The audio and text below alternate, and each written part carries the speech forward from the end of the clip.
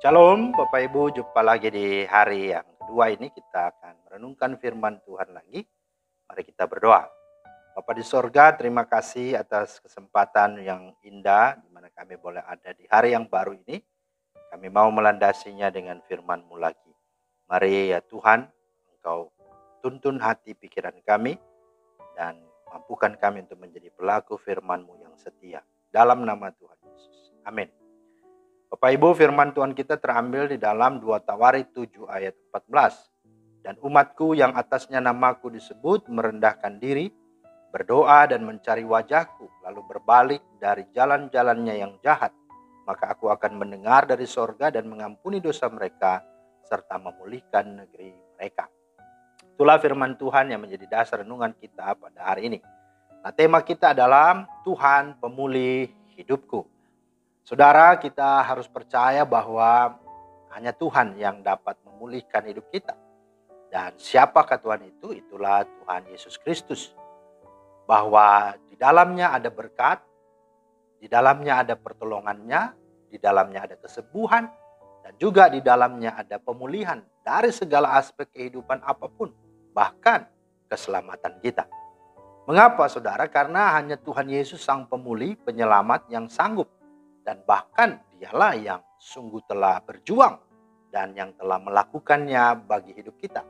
Yesaya 53 ayat 2-5 berkata, sebagai taruk ia tumbuh di hadapan Tuhan, dan sebagai tunas dari tanah kering, ia tidak tampan dan semaraknya pun tidak ada, sehingga kita memandang dia, dan rupa pun tidak, sehingga kita menginginkannya. Ia dihindari dan dihina orang, seorang yang penuh kesengsaraan dan yang biasa menderita kesakitan. Ia sangat dihina sehingga orang menutup mukanya terhadap dia, dan bagi kita pun dia tidak masuk hitungan.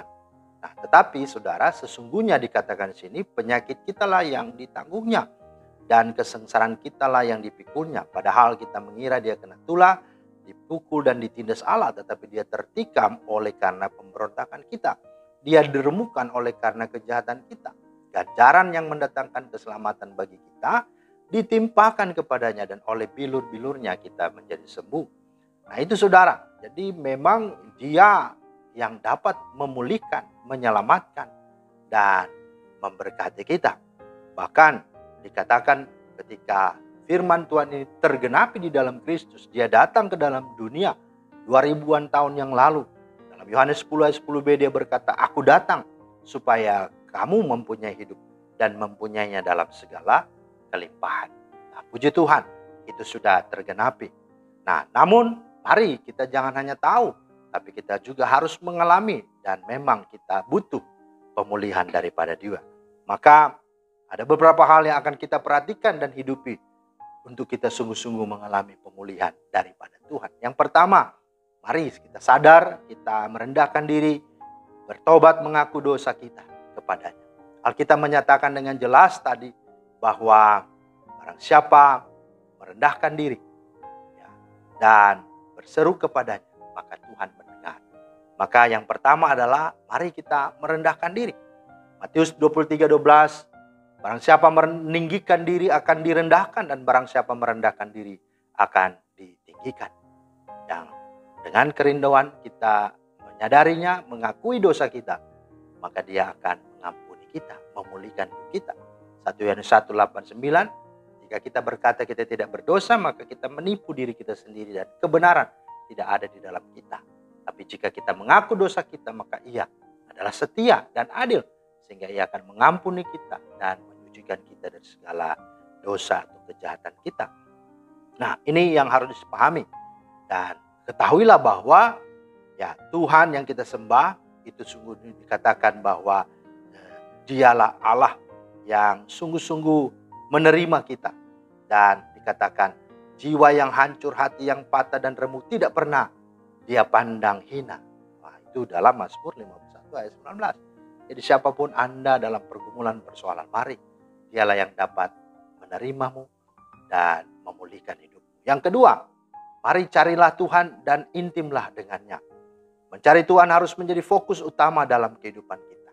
Dikatakan berserulah.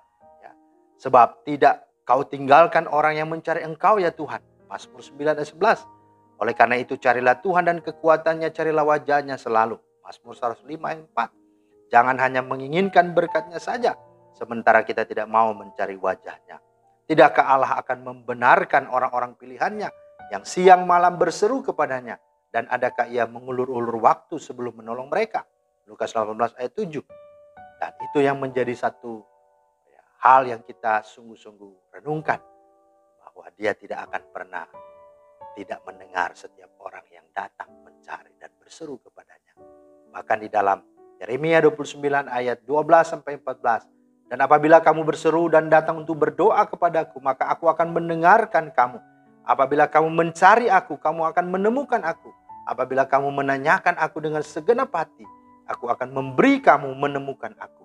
Demikianlah firman Tuhan, dan aku akan memulihkan. Wow, luar biasa. Jadi inilah rahasia saudara mau dipulihkan Tuhan. Datanglah padanya, carilah wajahnya, berserulah. Maka dia sendiri akan memberikan dirinya untuk ditemukan oleh. Dan yang ketiga dikatakan di sini bahwa mari berbaliklah dari jalan-jalanmu yang jahat. Artinya tinggalkanlah dosa dan jangan berbuat dosa lagi.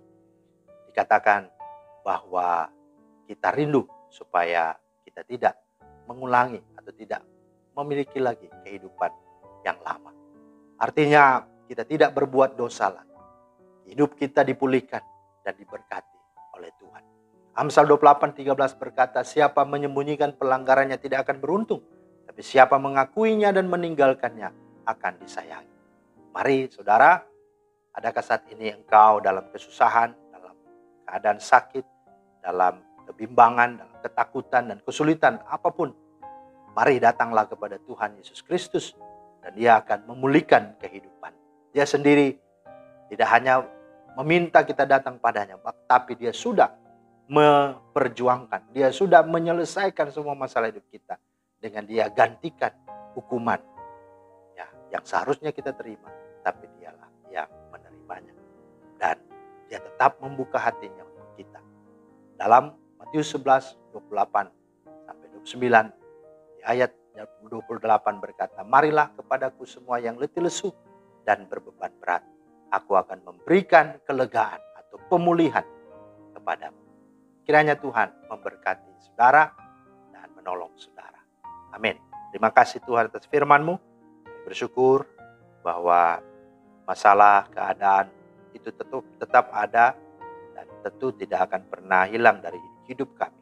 Tapi satu hal yang pasti, bahwa Tuhanku adalah Tuhan yang hebat dan dahsyat, yang justru telah menyelesaikan dan mengatasi semua masalah kami. Saatnya ajar kami untuk tidak fokus pada masalah itu, tetapi kami datang kepada Tuhan yang adalah solusi atas masalah kami. Sehingga ketika kami dekat-Mu, kami hidup mengandalkan-Mu dan meninggalkan dosa-dosa kami. Karena-Mu, kami boleh mengalami pemulihan yang dahsyat dari-Mu. Dalam nama Tuhan Yesus kami berdoa. Amin. Demikianlah firman Tuhan hari ini. Selamat beraktivitas. Tuhan Yesus memberkati. Shalom.